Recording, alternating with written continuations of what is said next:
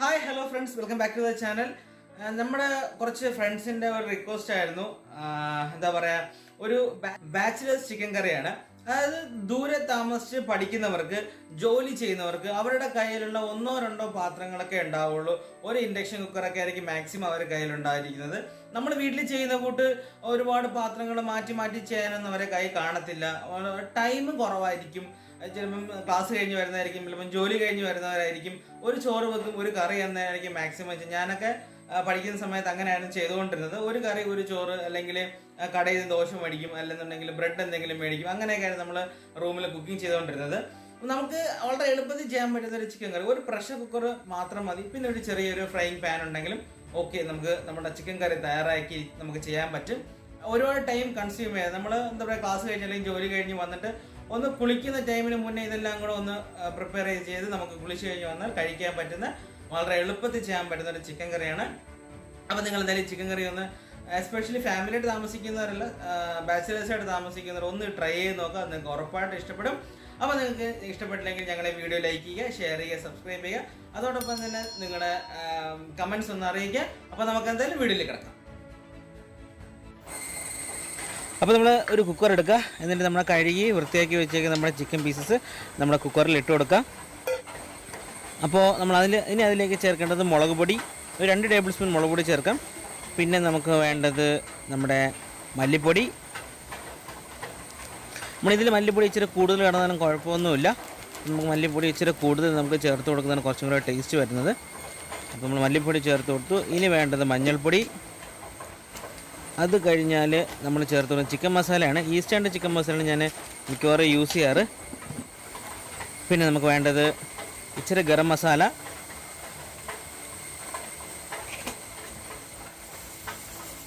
അത് കഴിഞ്ഞാൽ നമ്മുടെ ഉപ്പ്.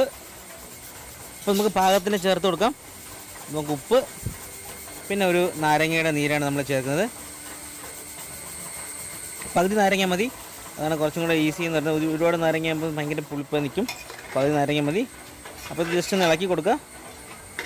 അപ്പോൾ നമ്മുടെ മസാലയൊക്കെ നമ്മുടെ ചിക്കനിലൊന്ന് നല്ല രീതിയിലൊന്ന് മിക്സ് ചെയ്ത് വരാൻ വേണ്ടിയിട്ട് നമ്മളൊന്ന് സ്പൂൺ വെച്ച് ഒന്ന് ഇളക്കി കൊടുക്കുന്നത്. അപ്പോൾ നമ്മളാക്കി കൊടുത്തു. ഇനി നമുക്ക് ചേർക്കേണ്ട ഐറ്റംസ് എന്ന് പറയുന്നത്, നമ്മൾ നീളത്തിന് അരിഞ്ഞു വെച്ചേക്കുന്ന സവോള,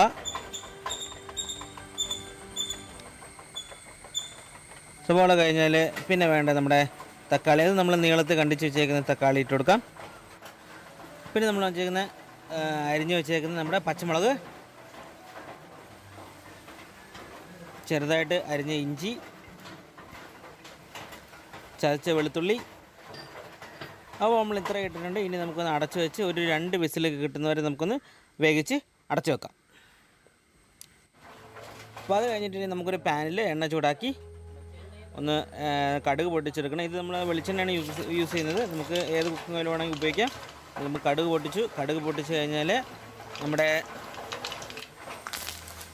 കറിവേപ്പില ഇട്ട് കൊടുക്കുക. കറിവേപ്പില ഒന്ന് പൊട്ടി വന്നു കഴിഞ്ഞാൽ ഉടനെ തന്നെ നമ്മുടെ കുക്കറിലിരിക്കുന്ന വേവിച്ച് സെറ്റാക്കി വെച്ചേക്കുക നമ്മുടെ ചിക്കൻ കറി, നമ്മുടെ കടുകും കറിവേപ്പിലയും താളിച്ച് വെച്ചേക്കുന്നതിൽ നമുക്ക് ഇട്ട് കൊടുക്കാം. ഇതാണ് ഞാൻ പറഞ്ഞത്, നമ്മൾ വളരെ എളുപ്പത്തിൽ ചെയ്യാൻ പറ്റുന്ന ബാച്ചിലേഴ്സ് ചിക്കൻ കറിയാണെന്ന്.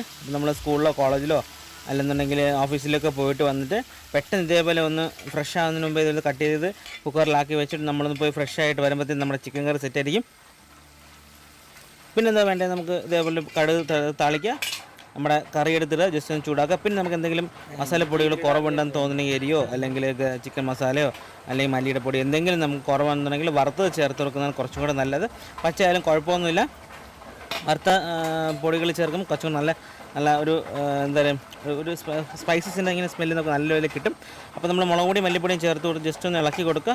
ആ മസാല ഒന്ന് ചൂടാകുന്നതിന് ജസ്റ്റ് ഒന്ന് വെച്ചിരിക്കുക, 2 സെക്കൻഡ് ഒന്ന് ഒരു തിള വരുന്നവരെ. കാരണം ഓൾറെഡി എല്ലാം കുക്ക്ഡ് ആയതുകൊണ്ട് നമ്മൾ പ്രത്യേകിച്ച് കുക്ക് ചെയ്യേണ്ട ആവശ്യമൊന്നുമില്ല. അപ്പോൾ ഓൾറെഡി കുക്ക്ഡാണ്.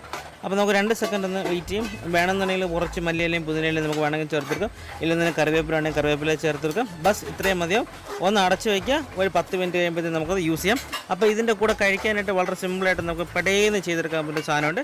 നമുക്കത് ചെയ്തെടുക്കാം. നമുക്ക് വേണമെന്നുണ്ടെങ്കിൽ അതിൻ്റെ ടേസ്റ്റൊക്കെ നോക്കാം, എന്തെങ്കിലും കുറവുണ്ടോ എന്ന് നോക്കുക. അടച്ചു വെക്കുന്നതിന് മുമ്പേ ഓക്കെ, നമ്മൾ ടേസ്റ്റൊക്കെ നോക്കി സംഭവം കറക്റ്റാണ്. എല്ലാ മസാലയും നമുക്ക് കറക്റ്റായിട്ട്, ഉപ്പൊക്കെ കറക്റ്റായിട്ട്, എരിയെല്ലാം കറണ്ട്.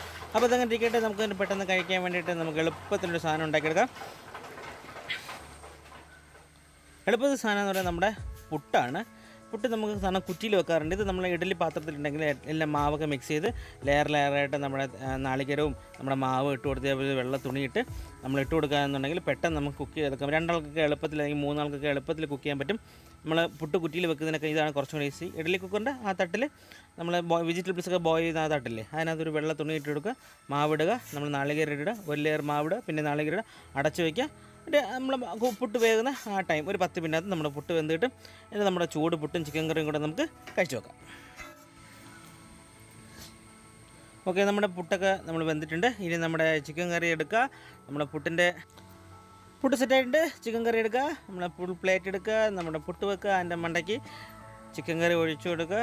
നല്ല അടിപൊളിയായിട്ട് ചിക്കൻ കറി വിത്ത് പുട്ട് നമുക്ക് കഴിക്കാം. വളരെ ഈസിയാണ്, ടേസ്റ്റിയാണ്. അപ്പോൾ നിങ്ങൾ എന്തായാലും വീട്ടിൽ തയ്യാറാക്കി നോക്കാം.